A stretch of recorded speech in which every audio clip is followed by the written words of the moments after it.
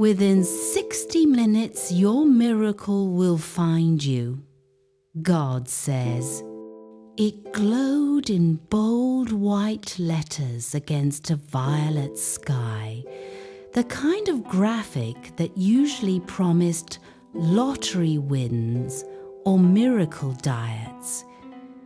But something about the words lodged in Miriam's throat like a fishbone. She was alone in the apartment, the radiator hissing, the city outside muted by November rain. She almost deleted it. Spam, obviously, yet her thumb hovered. The sender was listed only as G. No profile picture, no followers, just those 10 words, pulsing like a heartbeat.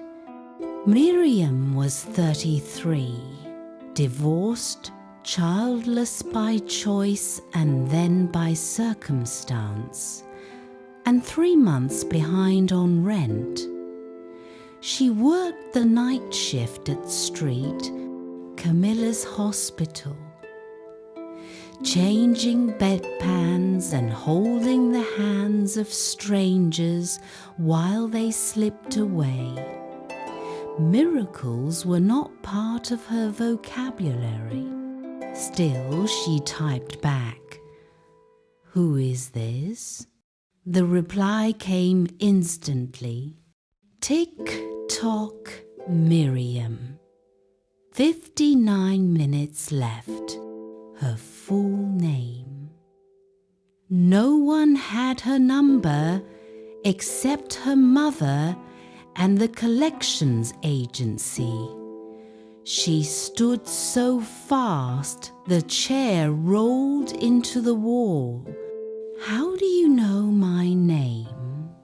"I know the weight you carry, the prayer you stopped saying aloud, the night you almost jumped." Her pulse hammered in her ears. 3 years ago, on the Brooklyn Bridge, she had stood at the railing until a cop talked her down. She'd never told anyone the details, not her therapist, not even the suicide hotline. "What do you want?" she wrote, fingers trembling. "Nothing. Only that you stay exactly where you are. Do not lock the door. Do not turn off the light. Your miracle is en route." She laughed one sharp, ugly bark. Then she paced. The radiator clanked like a dying thing. She checked the chain lock still fastened, the deadbolt engaged, the windows sealed since October. No one was coming. 11:12 p.m. She opened her laptop, searched the phrase. Nothing but clickbait and megachurch ads. She called her mother. Voicemail. She texted her ex-husband out of sheer panic. The message showed delivered, but no reply. 11:18 p.m. A knock. 3 measured taps. Miriam froze in the kitchenette, clutching a butter knife she didn't remember picking up. Maintenance. A man's voice called. Low, calm, mid-Atlantic accent. Leak reported on this floor. There was no leak. She hadn't called anyone. She crept to the peephole. A man in a navy pea coat, collar turned up against the rain.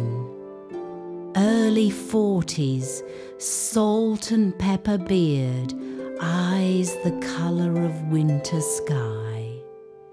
He held a red metal toolbox. "I didn't report anything," she said through the door.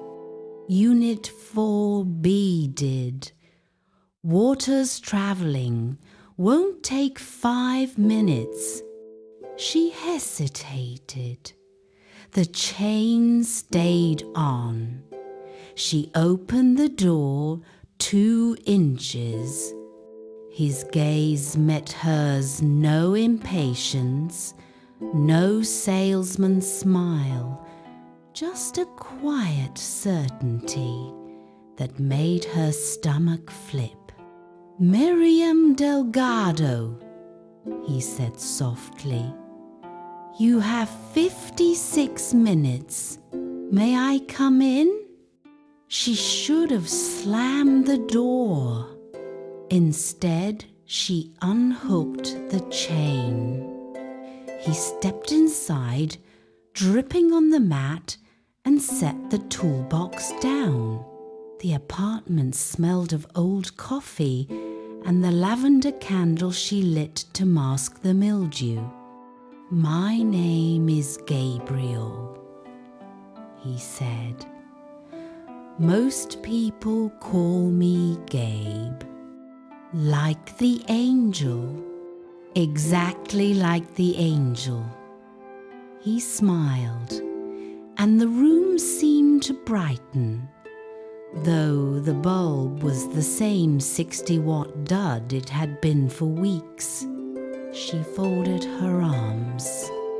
"If this is a scam, it's not." He opened the toolbox. Inside, no wrenches, no pipe tape, only a single object wrapped in indigo silk.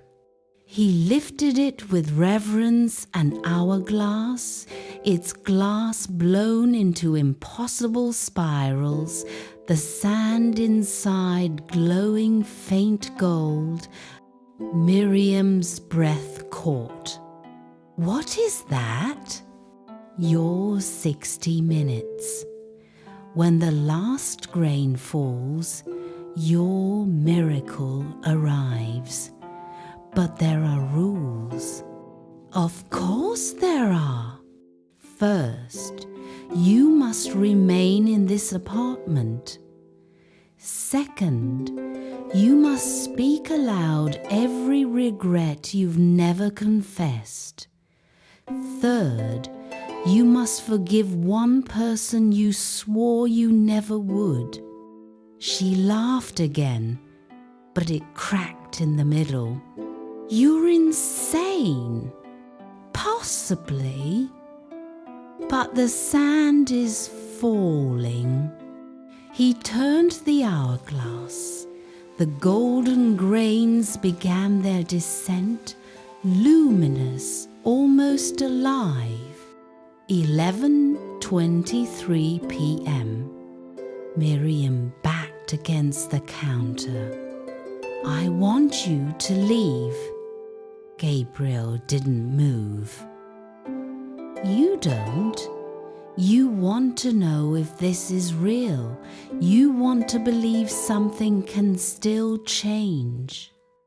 The sand fell faster than physics allowed, each grain a tiny star. She swallowed. "Fine. Regrets. Where do I start?" "Begin with the night on the bridge." Her knees buckled. She slid to the linoleum. The words came in a rush. The wind, the black water below, the way her mother's voice on the phone had sounded like a foreign language. How she typed a goodbye text to her sister and then deleted it. how the cop had smelled like cigarettes and wintergreen gum. Gabriel listened without flinching. When she finished, tears streaking her face, he nodded once. Next, she told him about the abortion at 19, the father who'd offered to pay if she never contacted him again. About the marriage that crumbled under the weight of her silence. About the patient last